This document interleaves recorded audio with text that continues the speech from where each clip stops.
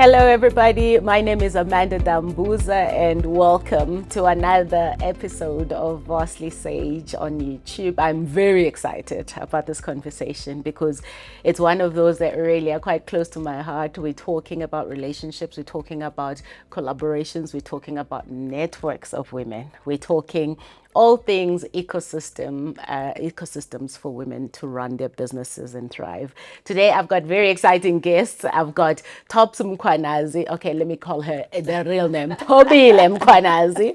And I've got Nomndeni Mdakhi, who is the CEO of Agenda Women, in fact, founder. And we'll talk a little bit more about what she does. And Thobile is a former media producer who is the founder of Soul Networks and also the founder of Sisterhood Connect. Ladies, welcome. Thank you for having us. Thank you so much for coming. Thank you. I am looking forward to this because you know this conversation around sisterhood. I'm pretty sure you've heard me say this before, that I have an issue with the word sisterhood because of how it's been abused so many times.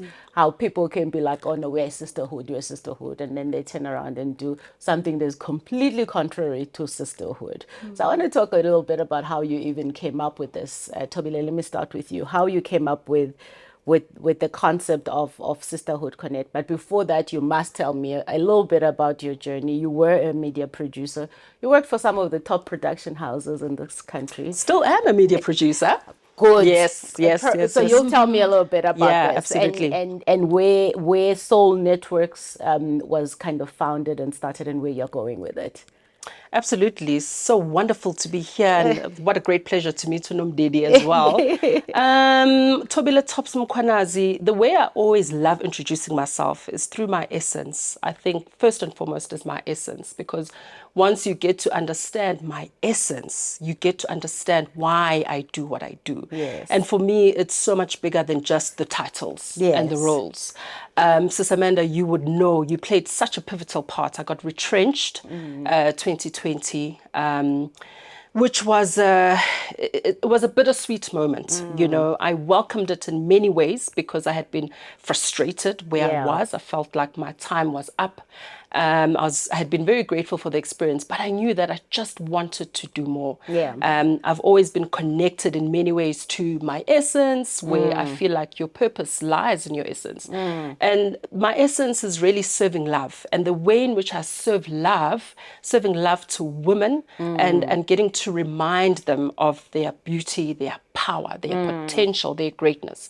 And I get to do that through my work. I get to do that through Sisterhood Connect, which really is a women empowerment organization. It's also an act of love. It's an act of love through women empowerment. And I know I've heard you talk about sisterhood many times. It does feel like it's frivolous, you know, because it has in many ways lost its meaning.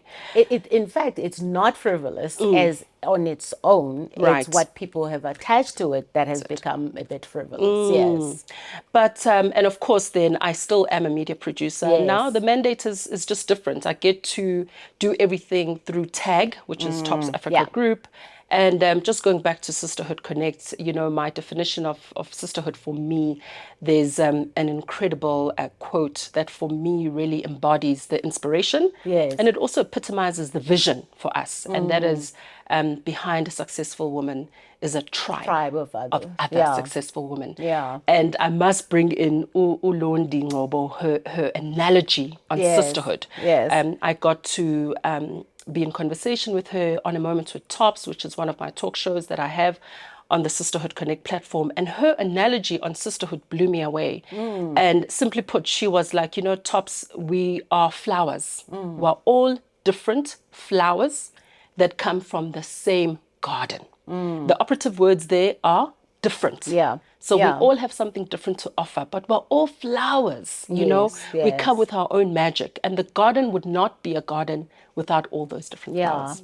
I appreciate that. So that's a bit of my intro. We're going to come back to it because I think there's a conversation to be heard about around, you know, whilst we are all these different flowers, what then makes people want to become the other flower? What makes the other flower want to become the other. You're a lily and suddenly you want to be a rose because you think roses are living a better life, or you think roses are getting better sunshine and they're thriving more. So we want to talk, I want to talk about that a little more and see how you are navigating it through Sisterhood Connect, because clearly, I mean, a platform like this exists to make sure that we remove those kinds of scenarios. Absolutely. Nomndeni, hi.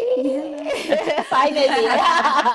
I know, after years and years and years of this having to happen. So you founded a company called Edit Communications, yes, right? And then you also founded Edit Talks, yes, which later become the Agenda Women. You also founded or co-founded the Fuse Academy with DJ Zinhle. Something that's quite exciting and completely different from what I would have seen as your trajectory, right? Because you studied marketing, you qualified in marketing. Yes. Tell us about your journey. This is quite exciting. Gosh, I've told the story so many times, but I think it's an important story to tell because it really speaks to how I navigate life. I was born in a small town called Newcastle, Mdakhi, in the township there. And I grew up there until I left for university in 2001. I came to Johannesburg. That gives you my age. Yes, you're a baby. in 2000, and I was in Joburg in 2001, and I studied marketing. And even when I chose marketing, I remember there were, Newcastle, you see doctors, you see lawyers. My grandparents were entrepreneurs, but I had no idea what that is. Yes. I never had someone who woke up and went to work on a daily basis, but I did not know. You don't know what you don't know until you can juxtapose it against another experience. Yes. And because my grandparents acquired wealth when I was young, I also was not the kid. Yes. So I didn't really have, I was very insulated and just exposed largely to actually television and books. My grandmother gave me a lot of books. My grandmother encouraged me. A lot of my values are rooted in what she taught me. A lot of who I am is borrowed from what I saw her become. She was a strong woman. I always say that the best way I could explain my grandmother's energy was the Winnie Mandela energy. We were in a small town, extremely successful family with multiple businesses. So anywhere she went and anywhere she walked, she had that presence. Yes. That for me was always the idea of grounded, successful, powerful woman. Of course, there was a lot of other things happening in the home. It wasn't a perfect home. But there was this experience I had with my grandmother was the biggest in my head as a child. So I leave and I have to now decide what I'm going to study. But everything that I see in front of me is not what I want to be. But there's nothing that I'm seeing that looks like what I want to be.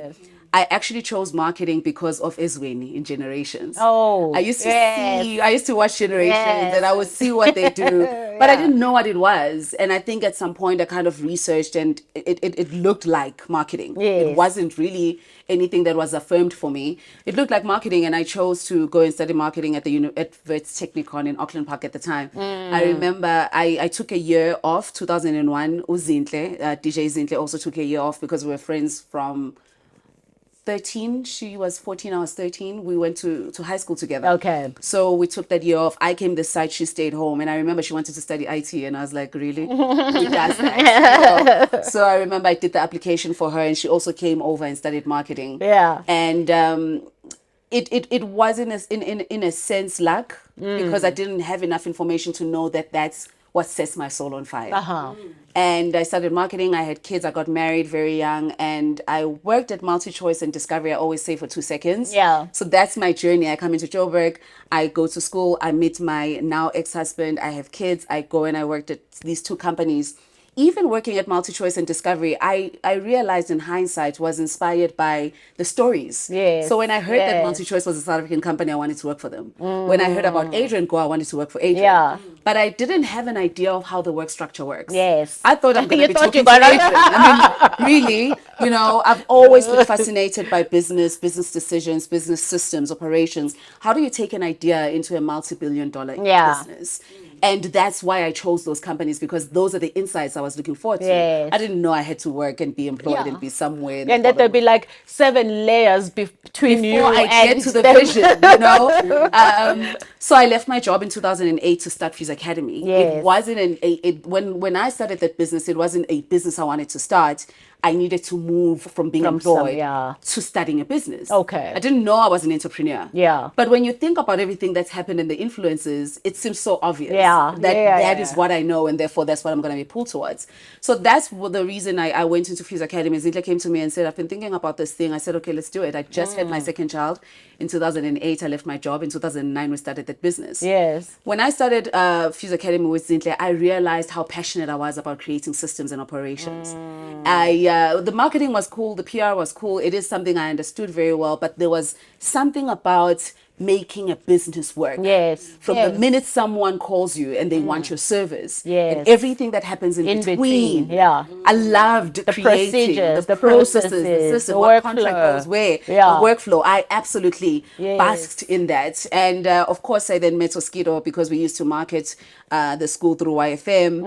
And even then, I was very intentional about what I wanted them to perceive about me. Yes. So I knew I was in the entertainment industry. I literally said, I'm never going to have a hair that looks like an artist. I'm never going to dress like an artist, because I wanted it to be clear that when people see me, they must see business. What does artist's hair look like? There was at the time, when you're in an environment where an artist looks a particular way and the business people look a particular way, the easiest way from a branding point of view and marketing, the easiest way to land yourself is to adapt to a conversation that's already taking place. Okay. So it's almost being strategic around what is the lowest hanging fruit. Because if you're going to look like an artist, then I have to have a conversation with you to tell you that I'm not. So to kind of eliminate the process of explaining who I am in the ecosystem, then look like an ant if you want to be perceived like an ant. Until you're a strong enough ant and you have a voice that's big enough to then look like anything else. Okay. And I think strategically, it's so important to understand that when you come into environments, and every country is different, every operating system is different, every business is different. Yes. So for me, it was a strategic decision that I made, not because that was necessarily who I was, but it was important for me to land myself in a particular way in that space. And it worked. Over the years, I gained so much respect from that space, and it allowed people to also find it easy to give me access to specific rooms. Okay. So working in entertainment at the time, when I started working with Oskido, which is another story, gave me access to CEOs and CMOs and people who I would have worked for a very long time to get access to. Yeah. Because he trusted me and I looked the part, it was easy for him to give me the room. Okay. And a lot of times I would go into meetings and he wouldn't even be there. So kudos to him for trusting me and giving me the space to do that. And of course, there were lots of things I had to do to make sure that he was comfortable. Yes. I then created Edis Communications because I said, Oskido, you're going to drive me nuts. There's no structure here. Yeah. And I can't make you the structure. I don't have ownership in your business. I don't have enough authority to say this is how we structure this thing because you've worked in this particular way and it's worked for you. Yeah. But I need structure. Yeah. I need to engage with you as a business. And that's why I started Edis Communications. Okay. It was because I needed to have a structure. And I understood that there was an opportunity to service more than the people that were in front of me. Yes. So the two businesses that I started at first were a reaction to a need. They were not from the inside out. Yes. Anything I set my mind to, I do very well. Yeah. Very well. So those businesses were successful because of that. Yes. When I started Agenda Woman, it was different. It was deeper.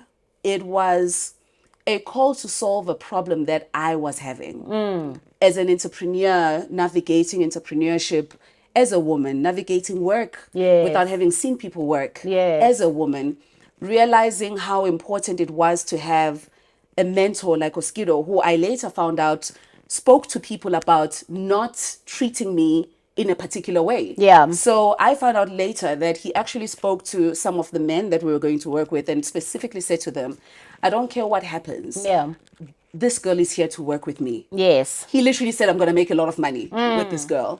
So I'm going to need you guys to respect and treat her in a particular way. Yes. She's not just anyone in this room. So when I think about my own journey and what has made me successful, Agenda Woman was about creating an ecosystem of all these different parts. Yeah. To make them accessible for the girl who doesn't have a mosquito. Yes. For the girl who can't access Amanda. Yes. For the girl who does not have access to the number of people that I have access to when I have to make a decision. Yeah. The community that I have. Yeah. Who I can pick up the phone and say, I need $1 million rands. How can I access it tomorrow? Yeah. I wanted to create a space that was going to give access to resources, very intentionally so, because I understood the problem. I was having it. So I was facing it on a daily basis. And no matter which way we think about it, not everyone is going to be able to mentor everyone. No.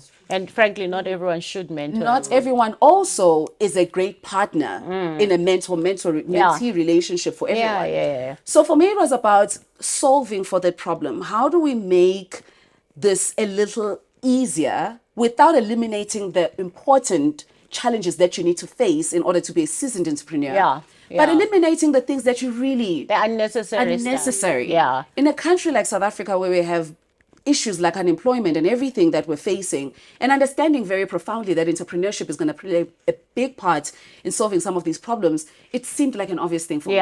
Before I even came across the studies that had been done, just from my experience and seeing how much my life was changed by me being a supported entrepreneur, it was fundamentally something that moved from inside me to the outside. And that was the initial seed. Over the years, we've obviously worked on operations, system, commercializing it, positioning well for partners and for our consumer as well. And that really is, in essence, what Agenda Woman is. It is about the ecosystem piece. And I want to come to tops about this, because that's something that's quite common, in that when you founded Sisterhood Connect, you were also looking to solve a problem that you yourself had, that I was experiencing, that you were experiencing. But I just wanna come back to you. When you started, you talked about the essence of who you are. What does that even mean? I mean, it sounds so poetic, but what does it look like in real life? Yes. And please also do talk about, because I know you have very strong family values as well. You come from that strong family, and you've said that already about, who brought you up.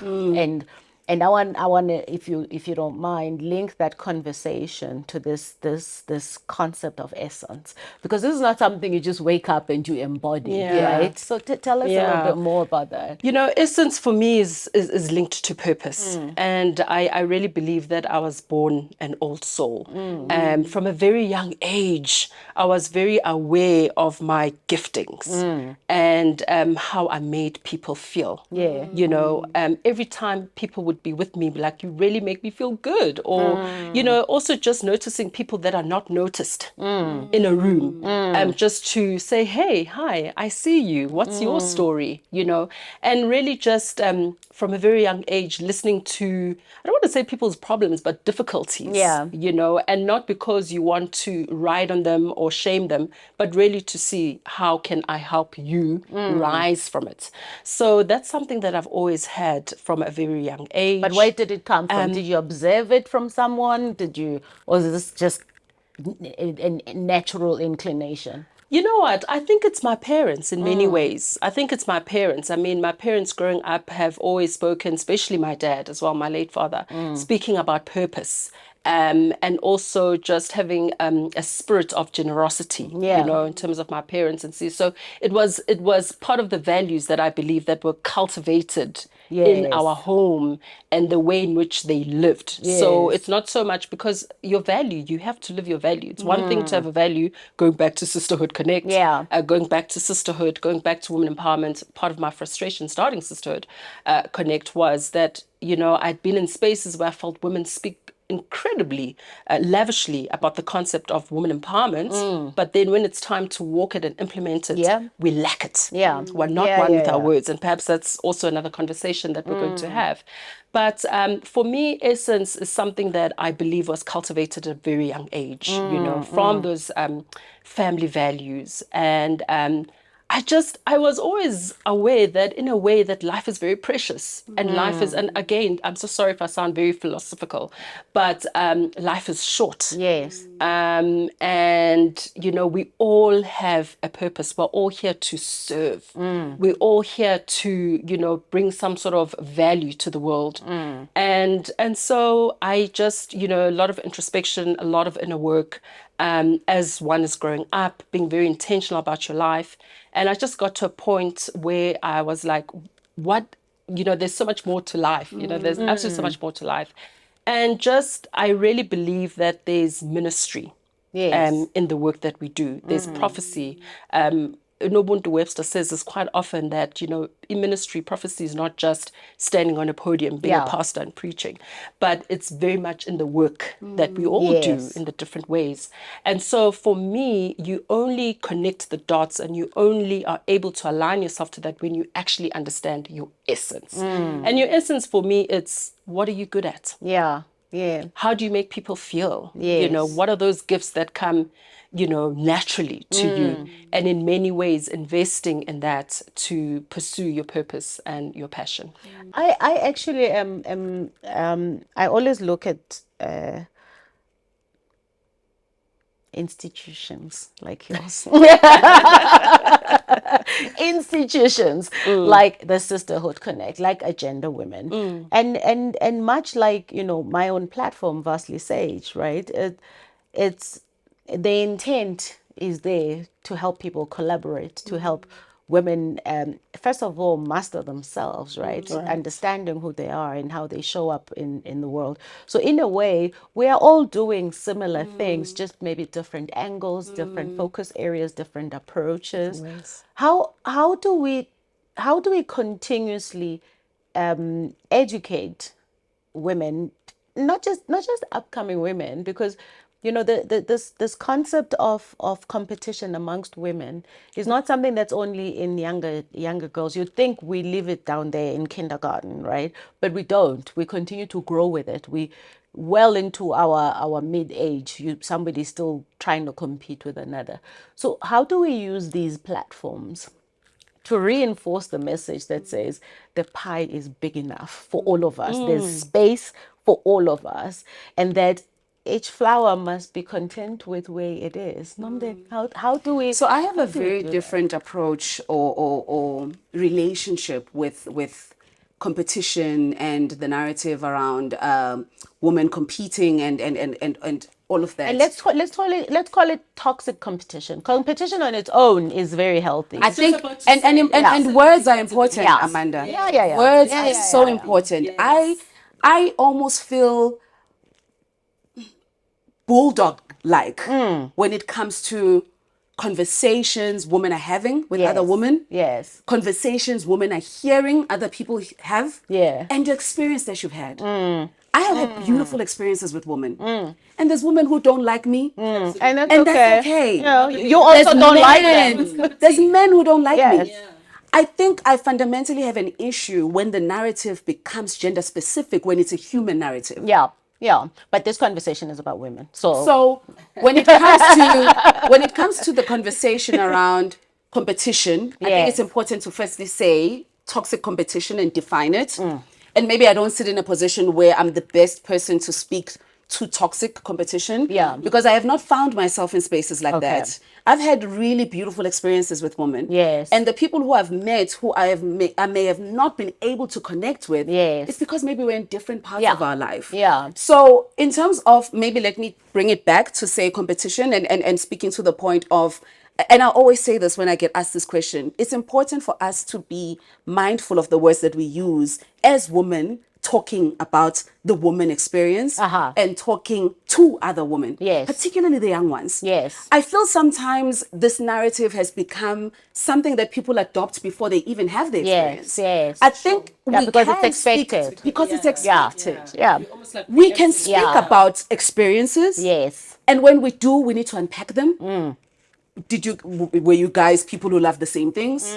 You know, did you have the same objectives? Yes. When you say the person did something to you, there's a story behind some of these experiences, and I think we need to spend more time unpacking those stories and building a narrative around those stories versus having an umbrella conversation around relationships we have with each other. Do you do that in Agenda Women? Absolutely. Okay. If you listen to any conversation I've had on the Agenda Women platform, it's almost when you do the housekeeping, it's almost part of housekeeping for me. Because it sets the tone for the room. Yeah. The person sitting next to you has a vast range of experiences Yep. that has made them who they are. Yes. If you approach them with kindness, they might just be able to separate themselves from that experience for a minute. But there are people who are broken, Amanda. There are people who are fundamentally broken. There's more people And if broken, you call yourself a healer, then that's your power. I believe that I have healing energy. And when I approach people, I approach them with that energy. Yes. And sometimes people are not ready to be healed. Yes. And sometimes people don't want to see themselves that way. Yeah. And I never see that as the person's experience with fundamentally Nomndeni. I see that as the experience the person is having with or without me. Yeah. Or maybe so even if they meet Amanda. Yeah, maybe it their might be the healer same is thing. not you. Their Maybe healer their is stop and that's somebody so beautiful. else. Yeah. And that's so important. Yeah. Maybe their healer is not me. Yeah. So fundamentally, to going back to my experience, I've had amazing experiences with women. And the women who I've met and we're at different parts of our lives, I've allowed that to be what it is. And a lot of times, we've come back to each other. Fizzle out, You know what I'm saying? We've come back to each other at the point where we understood things in a particular way. So I'm not the best person to speak about toxic competition because I've not had that. I'm very self-affirmed, self-aware, confident, and clear about what I want to do. And when I interface with someone who has a different journey from mine, I'm okay with them going down that path because I won't solve everyone's problems. And you've had experiences that allow you to connect with particular people in a better way than maybe I would. So that's my position around that narrative. But I've been lucky. I've been very lucky. And I think there's great truth in the fact that we move in spaces and people are spiritual beings as well. So and energy doesn't lie, right? So not every person you're going to connect with, and not every person is going to connect with you, and frankly they shouldn't. I always say I don't want to be everyone's cup of tea. Yes. And that shouldn't be seen as a toxic thing. That's correct. It's an energy thing. Energy for me is actually about being genuine.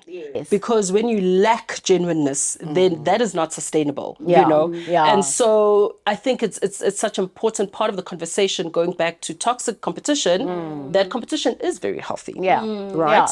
But collaboration, I believe, is even healthier. Yes, it's powerful. And going back to Sisterhood Connect, one of the things that we are very convicted about and care about is that we are actively building, and really nourishing the advocacy and legacy of sisterhood. And sisterhood really for us, when you explain it, it's women empowerment.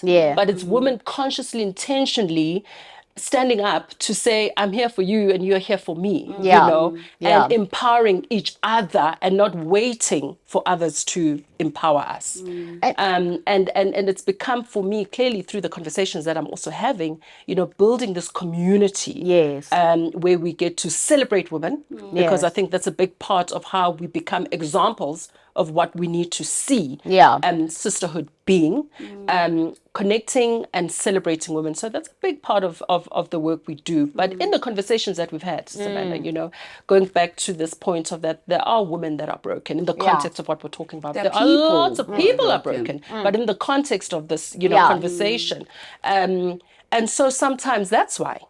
That's why we have, sisterhood challenges, there's jealousy, someone that you thought was your friend, all of a sudden how you're questioning. Go weird. You're questioning, but what is this friendship? So those are real realities. And I think, one of my experiences is that I have had, I don't like groups of women particularly. I don't like groups of men either. But I'm just talking about my own experience. I don't like groups of women because in my younger age, I was part of groups of women, and I grew to a point where I realized that I'm not a group person. I'm better off one-on-one. I'm not good in a group setting. In fact, I'm so bad in a group setting that honestly, I walk away feeling like drained. Yeah, and that it's just like I don't even think I come across as a great friend in a group setting. Disingenuous almost. Yeah, because like, I also then start to pick on all the BS, you know, because I can see through BS, right? So, and I'm that person that's not gonna sit through BS because I just feel like it's dishonoring myself. Yeah. So sometimes I've walked out of group lunches because I just feel like it's not the space I want to be. Because again, that energy thing for me is everything. Absolutely. So my experiences were when we were younger. Of course, we are all younger, so things are a bit like crazy in this group. And then you're like, okay, I'm outgrowing this. Then I'm perfectly fine. And then somehow you're older, you find yourself in groups where maybe you're doing some charity work together. So you find yourself in some kind of group and some kind of connect with other women, and then again you start having those conversations. There are women you connect with absolutely beautifully, and you literally just like melt, right? And then there are women in the same group that you just This like, connection. I like, even if our paths didn't cross, we okay. would have been fine. Okay. You know? Yes, So and I want to talk about the realities of these varied experiences. Remember, we come from backgrounds, and when I say backgrounds, maybe some people more than others come from backgrounds where, remember when you were growing up, for one to be pretty, another must be ugly. For one to win, somebody else must lose. So a lot of us women don't come from environments that said, no, actually, you're all pretty, but in a different way. You came from environments that say, no, there's only one number one. There is no number one is a winner too, right? So a lot of, and it's not just women, it's every human being comes from that kind of background in some shape or form. And where the winner takes all, and it's a matter of, one must lose for one to win. Yeah. And I think for me, I've created a platform through which I want to continuously say, whilst we may have grown up under those kinds of circumstances, some more than others, Absolutely. that cannot continue to be what we believe, and that cannot continue to be what we pass on to the next generation, because the pie is so big. Yeah. There's so much abundance, but again, that's like, that entire thing is just a scarcity mentality. It is a mindset. It is just a mindset, but you have to change mindsets through open conversations and acknowledging these.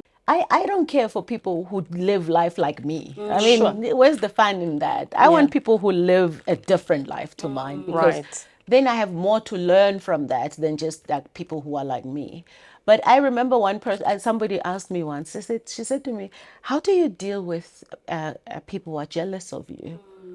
I swear to God, I stopped and I thought, I've never even thought that someone would be jealous of and I felt the same way. Like, it never even, like, it's not part of my vocabulary. I don't even think about it because, firstly, I'm not jealous of anyone. So why would anyone be jealous of me? But I also then realized in that moment that actually, let me stop and think about, what is this question actually about? And we cannot underestimate the power that negative energy also has. Absolutely. Much like positive energy, negative energy also has exactly the same power. Energy. It is energy, right?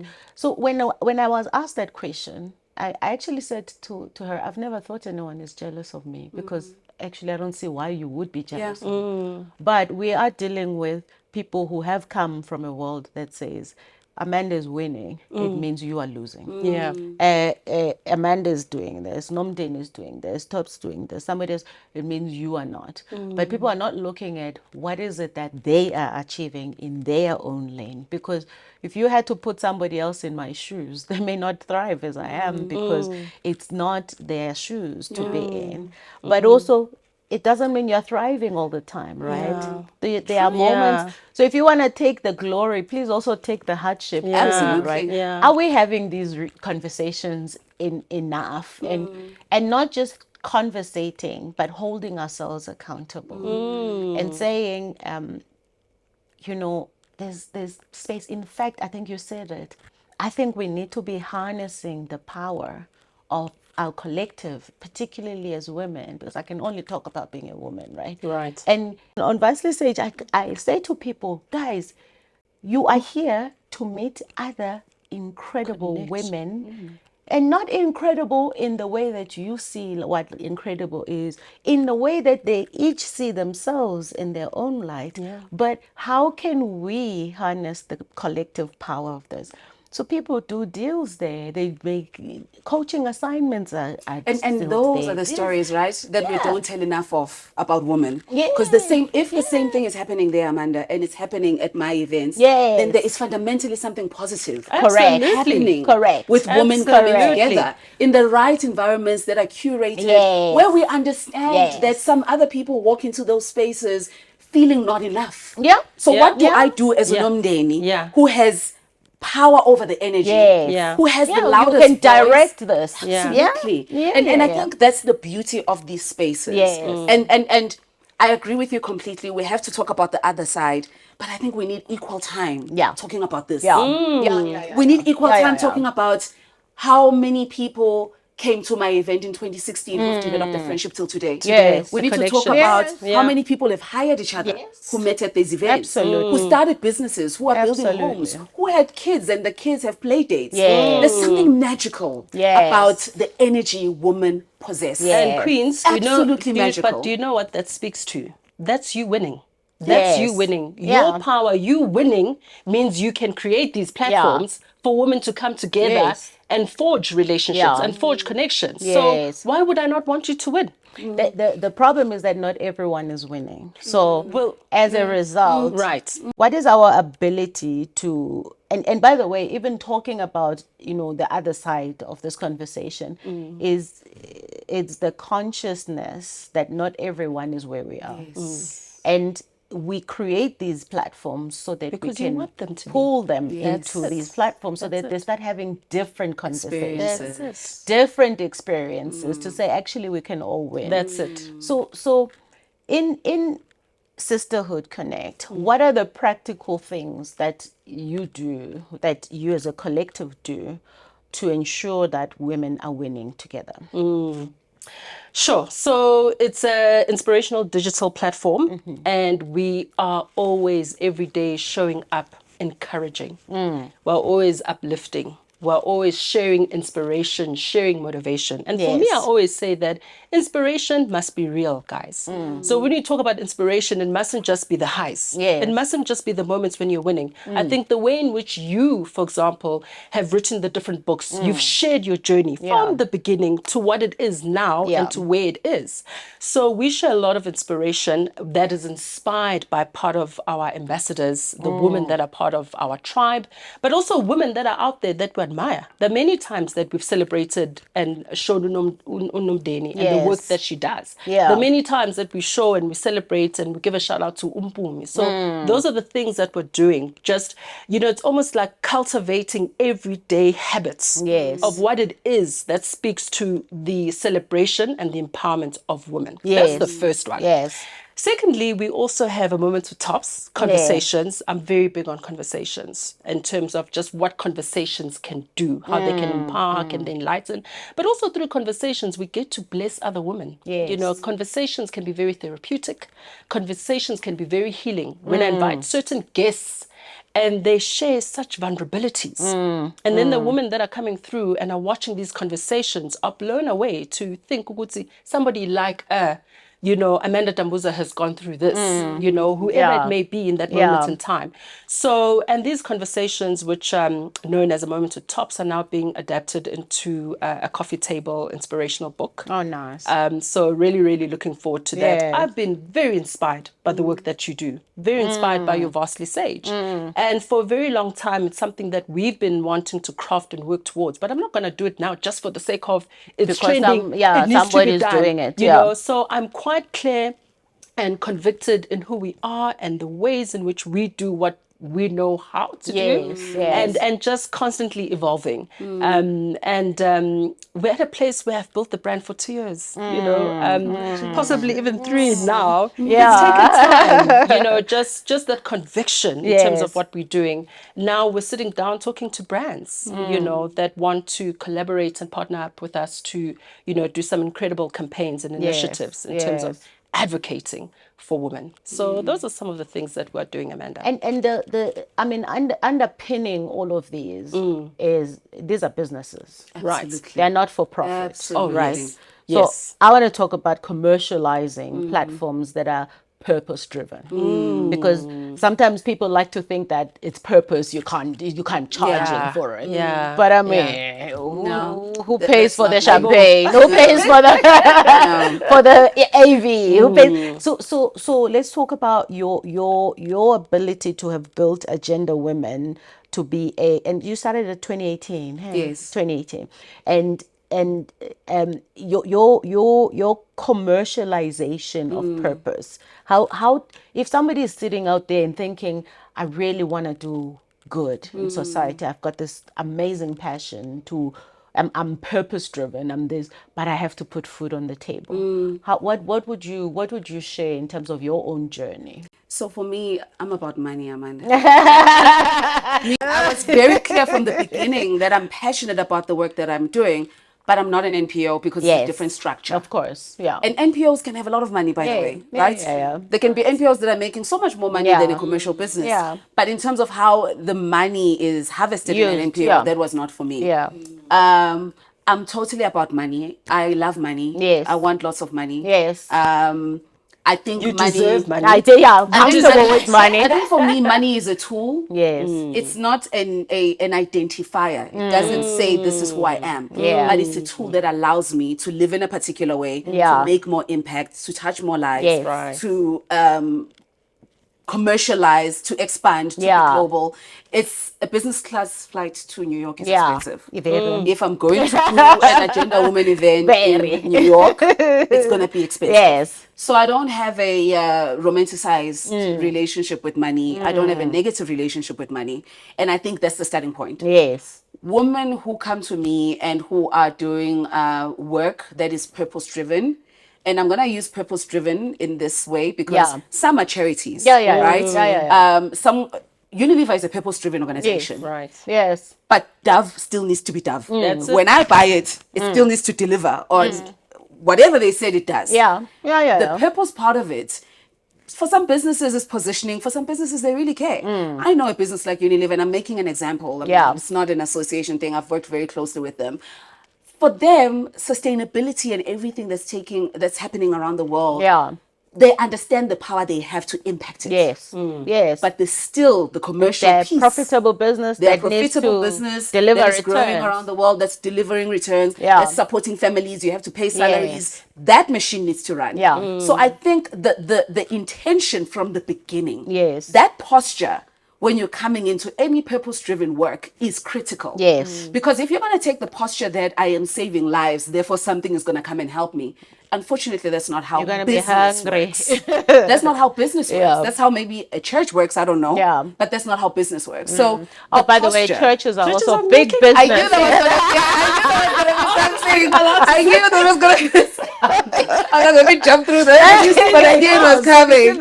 Big business. But it's important that, Amanda, with everything we've spoken about, the one thing that's ringing in my ear is the amount of work I needed to do on myself. The amount of tears I've cried because I'm not showing up as who I want to show up as. The accountability around where I am shitty. Those conversations, I'm just like, okay, there I am. I was a mean girl. I was a mean girl there. I wasn't nice there. I wasn't collaborative there. That, it almost centers every answer I'm going to give you in this conversation. you're not going to collaborate with another person if you're insecure. Of course. Ooh. Yeah. So true. You're losing something. So true. Yeah. If you're insecure, you're already feeling like you're losing something because you don't know what you have. Yeah. That's it. And I think if we go a little deeper with these conversations and understand that the human makeup is the challenge. And when we bring it forth, whether we become gender specific or not, it's fundamentally the same thing. I have lots of friends who are CEOs and CMO of organizations in this country where I see the same behavior. Because there's 5 of those companies. So immediately it's like there's going to be 5 CEOs. There's not going to be 10. So what does that mean around your reason for wanting to play that part? And the other person that wants to play that part, what does that mean for you? Fundamentally, at the core of a lot of these things is self. And if we start with self, then everything else will be resolved. My next question was going to be which you pretty much preempted, but we'll come back to you about commercialization. And I'm going to go to the, because I also want to speak to that.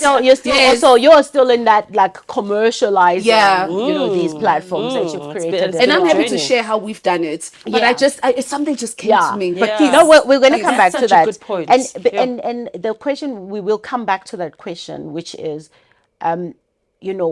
when you have created a platform through which it's about, you are the director of the platform, and director in the sense of you are guiding the conversations, you are choosing who gets on the platform, so all of that. So when you are the one that's constantly doing that and giving so much to others, what is where do you go to give to yourself? Because what I've also seen over the years, and I'm pretty sure we all have very easily, easy examples that come to mind, where something started out so well, it was amazing, like it was a movement, and poof, off the cliff, the person that started it, founded it, is now in the news for the wrong reason, is done because at the core of who we are is just human beings, right? Who have who carry it all. The good, the bad. The great, the bad. Both those reside in the same human. And sometimes the bad takes over. The ugly takes over. So and then you end up with people falling from grace. If I use that word. So that was my next question around, what do you guys do? Because even if we can say that, you haven't had experiences with like toxic women around you, but the fact is that you are a director of energy, and you're directing a lot of energies, and some of those energies, the toxicity is not boop in your face, it's subtle, but it's powerful, it packs a punch, right? And it's your job to keep. Come on, guys, So let's come back to that, because I think it's a good one. I have a lot of content on this one. So maybe wrap up the commercialization part for me. And the reason I came back to self is because even that fundamental posture around my relationship with money, I did work around shifting what I saw money as and how I saw money. I could easily have become, because I'm a heart person, I could easily have become another person who has something that they're doing and it's not making them any money and it's draining them, but you keep doing it because, oh my gosh, I'm changing lives and all of that. But from the beginning, because I'd done the work of changing my relationship with money, I was very clear. I want this to be a business that I potentially sell in the future. It does not mean that it changes my purpose or how I can still do the work that I do, but this is a commercial property. It's a business. It's a commercial property. So starting there, I had the set of questions immediately changes.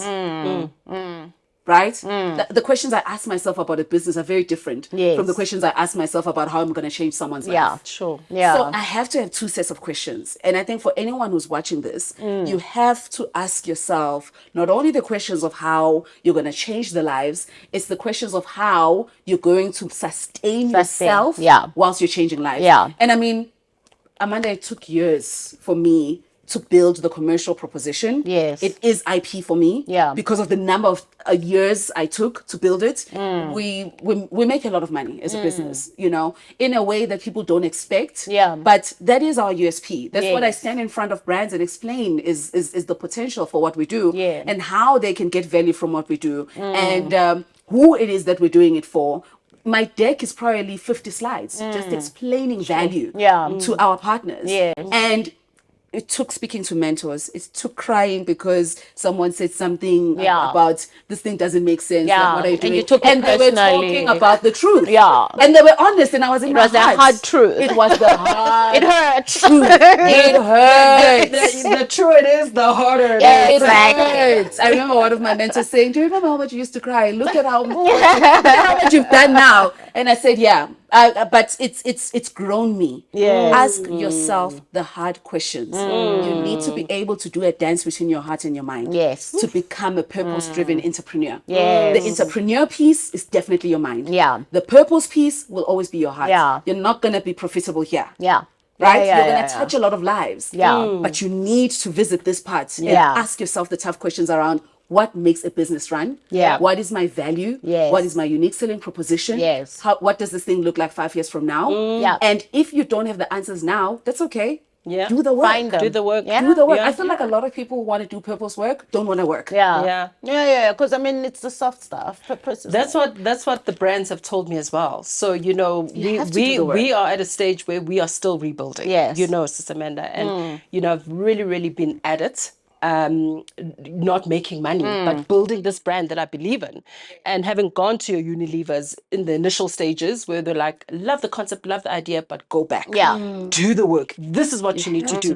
Come back in 2 years' time. Yeah. Come back in 3 years' time. Keep refining, you know, making sense of it. So we are there now. Slowly but surely we're starting to make money, because I need to be honest about that. Yeah. Of course. And I'm loving this conversation, and I'm loving what you are sharing. And it's giving me so much hope as well in terms of the purpose work. But even going back to just running the organization and sustaining it, because you're also human. Yeah. Very sensitive. Yeah. Got your own vulnerabilities, imperfect, work in progress. Yes. There's the good, there's the bad. And it has not been easy. It really has not been easy. So you need your, almost like your tribe, your kitchen cabinet, Yes. the people that you cry to, and the Yeah. people that will also make you account. Yeah. You know, Yeah. one of the reasons I started Sisterhood Connect is because that's what I needed. I needed it more than the woman I realized that I would be Created blessing it and for. touching and creating it Yes. for. Yes. Because in many ways I was a mess. You know, I felt broken, and there was Yeah. a lot of inner work that I needed to do. So I've been incredibly sensitive as well. When I know that there've been women, Yeah. well, what is she doing?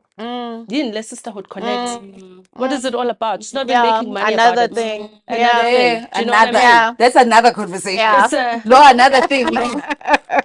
Another so those are real realities. Yeah. Those are real realities. So I wanna go back to you know, how do we as people that create these platforms and it's not about me, but we as a collective, and those who sometimes sit at home and watch the work that we have done, and how, I mean, you start somewhere, right, with all of this, and you just build until it's this marvelous thing that people are envying, and they're like, oh my gosh, that's amazing. But they were not there when you were starting. You were crying, you were rejigging, you were redoing, you were Lots of crying. and they looked I was they crying looked this at, morning. Lots of crying. oh no, don't worry, I still cry. Lots of I was crying. crying this morning. My primary business is 10 years old and I still cry. Incredible.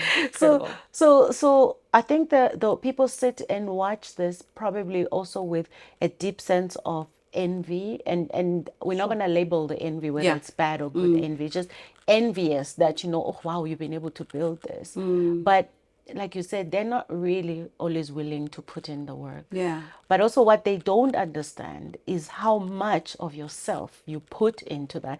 In fact, the way I read businesses, the more successful a platform or a business is, I just have to look at the entrepreneur and say how much strain they've taken.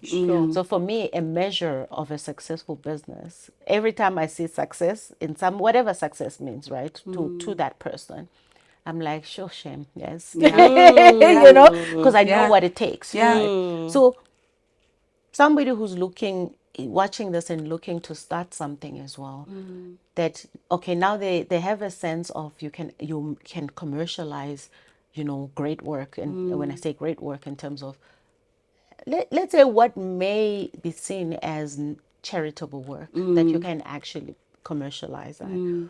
But then you also need to understand what it takes out of you to be able to get to a point where actually people are willing to put their money on your platform. Because it's not just going to happen because, I don't know, you're a pretty face or you sound nice or somebody knows somebody. No, it happens because they're backing what you've now come with. There's value. There's value in it for them. Absolutely. And that is how this whole thing works. Business. Yeah. It's business. There's value in it for them. So what are some of those little nuances that people are not aware of? And how do you feed yourself? I'll start with you, Nomndeni. How do you feed yourself to make sure that, one, you don't fall off the cliff or fall from grace? Probably something that none of us can ever foretell, whether you'll fall from grace or not, because life happens. But how do you make sure that you give to yourself just as much as you give to your constituents? Yes. I will answer that question. I'll start with the fall from grace piece because it was so pivotal for me. I've always had an inkling that I'm going to build a successful organization beyond what I've seen. I've always had that inkling.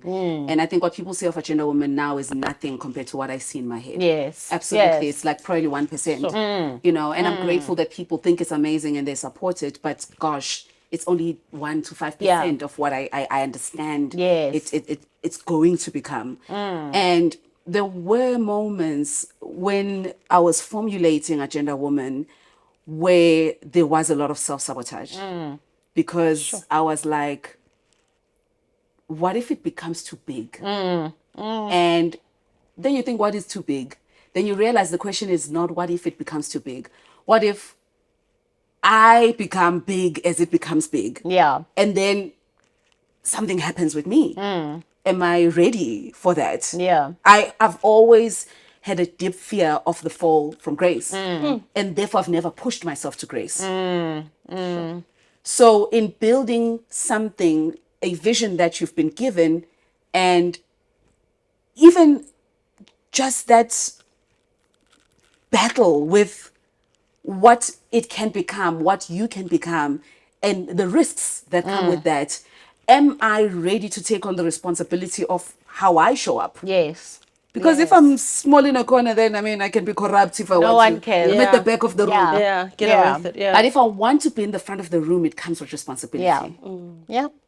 And I had to sit and make peace with that and accept that, number one, I will not be perfect. Number two, I'm going to do the job as I'm required to do the job. I will do my due diligence. I will do this. I'll do that. I'll fail at times because I'm building something I've never seen. I don't even know what failing looks like as I'm building it. I might encounter failing because now I have to collaborate with other organizations. Now there's text. Now there's this. Now there's all these things. And I had to sit and say, it's okay.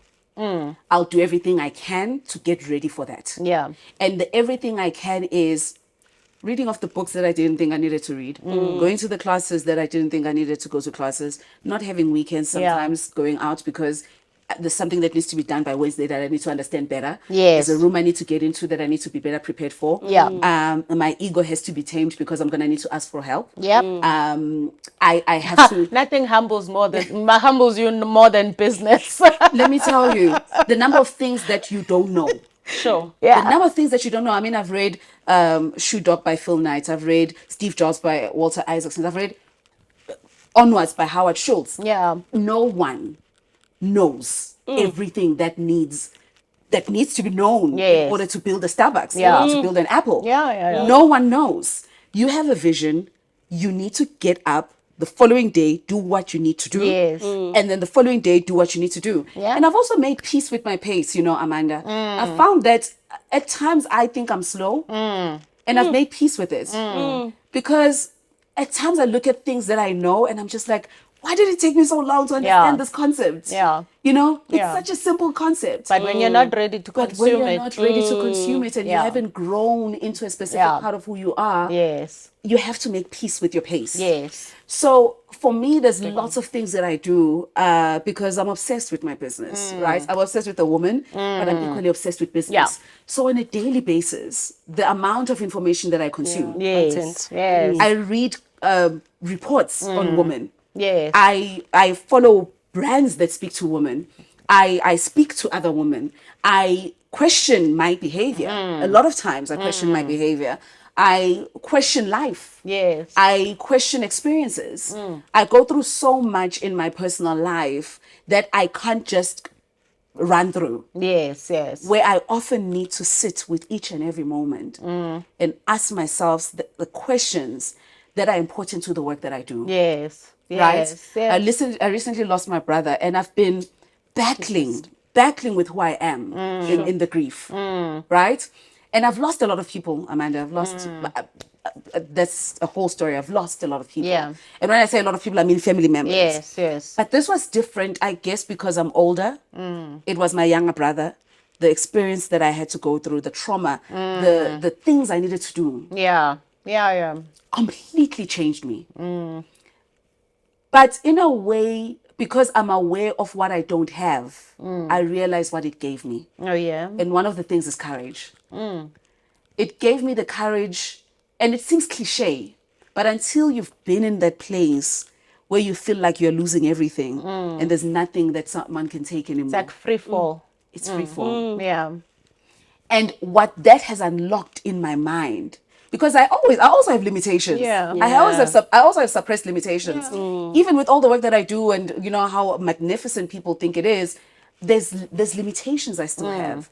And every experience is a gift that unlocks something in me. Yeah. And because I've committed my life to this work, I live so closely with it. The experience I have personally, I always juxtaposed with, oh, there's people in the room who know this. Yeah. I didn't know it before. Yes. So when I show up for the next Agenda Woman event, I'll be a new person. There'll be new experiences. Yeah. So I have a commitment to knowing who I am through the experiences, through the feedback, through this conversation, through every encounter.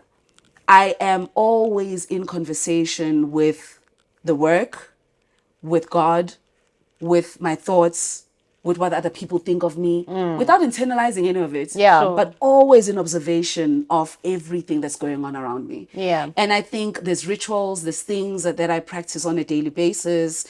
Solitude is a key one for me. Yeah. Solitude is a key one for me. I need time. It's in my makeup. I don't think it's for everyone. Yeah. But it's in my makeup that I should take time to sit still.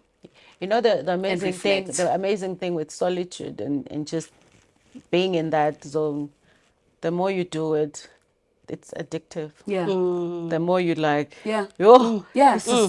Actually, I like totally myself. be like that because of your inability to be in groups. Because I'm similar.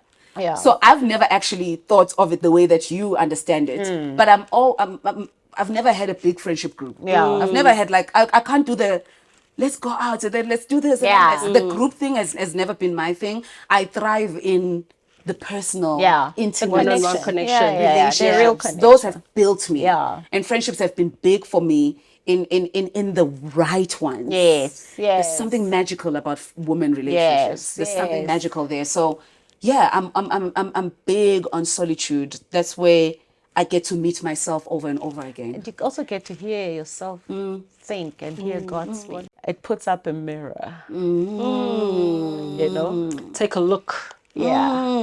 Because it's so easy for us to just drown in our own Kool-Aid, right? Especially when there's so much rhetoric about, oh, you're so amazing. Yes. Exactly. Yes. When there's a barrage of constant positive, amazing feedback and the risk obviously is in that. Whilst absolutely it's amazing to get positive feedback, that's changing people's lives through what you do.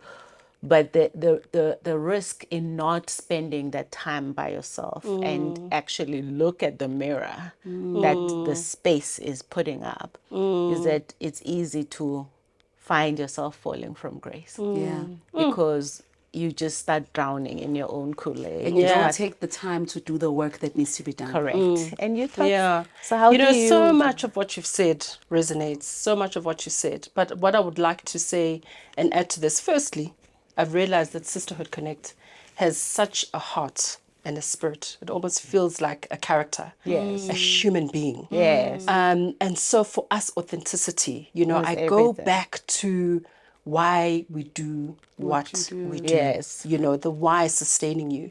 And so I think of our values that sustain us. I think of our the vision. And, understanding that the certain values that drive us, like authenticity, being very authentic, being bold, being courageous in the work that we're doing. I am so convicted. It has its moments of difficulty where I'm like, as much as I'm convicted, as much as I'm so faith-filled about this work that I'm doing, because it is what I believe I've been called to do. It is so much bigger than me, really. It's the way in which I've been called to serve into this world. But the moments where I'm like, Ngenzani, what am I doing here? And so I do go back to the why. I do go back to my values, in that I totally want to authentically, boldly, courageously, inspire women. And that woman being me as well. That woman being me. So I'm no expert in any way. I acknowledge that. This journey also has taught me a lot about accountability. Accountability has been a hard one for me. I've struggled with it for a very long time, but now it's becoming sexier. In this journey. I love that. It is becoming sexier because there's power. It comes when you look at what's in the mirror. Absolutely. Right? What you said about taking a look. At first you don't like it. Yeah. But the more you look, the more you realize, okay.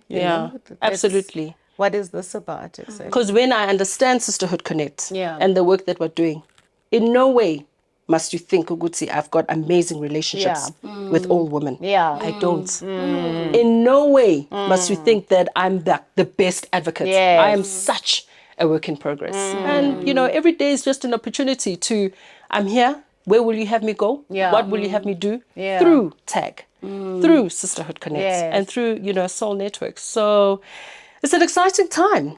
I call it build it as you fly it. Build it as you fly it. Build it as you fly it. I think that's what I'm doing. Yeah. I think that's what I'm doing. To be honest, I think that's what entrepreneurs generally do. It is entrepreneurship. It's entrepreneurship. You build as you fly it. As you fly. You fine tune, you check, you start again.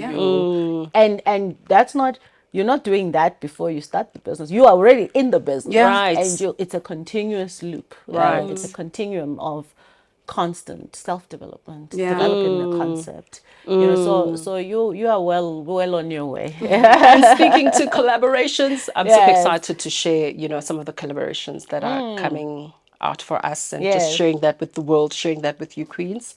And for us as women to know that there really is power in collaboration, Amanda. There really, really is. There's a beautiful African proverb that says, individually you can go fast, but together we can go very far. I think that's a perfect We can go very far. To wrap this up. We can go very far with this conversation. I just want to say thank you so much to both of you for your time. I really appreciate it. Thank you. I know you had to rearrange all your lives and come here. What a pleasure. Yeah, and I'm sorry you lost your brother. Thank you. Deepest condolences. Deepest condolences. And I know you would have much rather sat in your PJs at home and just deal with that. Yeah. But thank you for coming out. I really appreciate it. This was amazing. Thank you, Amanda. Phambili phezulu to you. Hey. Thank you. Well, that was another exciting episode of Vastly Sage, and I am incredibly energized by this conversation because we have to hold ourselves accountable to one another and accountable to ourselves for our own thoughts and our own mindsets around some of these conversations. And the fact that there's real power in harnessing our collaborative efforts as women. And of course, we're talking about women. This is Agenda Women. So I hope you also found something here that is really encouraging for you, and to say that you don't have to have it all figured out before you get going, and that you can just go for it and figure it out as you go. But obviously have a very clear idea of where you're trying to go, what is the big vision, and fight that through. And believe me, the pie is big enough for all of us. It's big enough. Even the slice in the pie is big enough for all of us.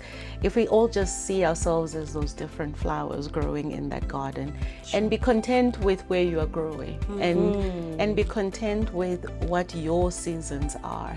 And in fact, learn from others. I think that is really what has been the epicenter of this conversation, is how do we learn from each other? How do we collaborate with each other? Because I think, sustainability in business, in life, is about that. It's about looking at what others are doing that you could adopt and customize to your own ways. Well, until next time, cheers for now.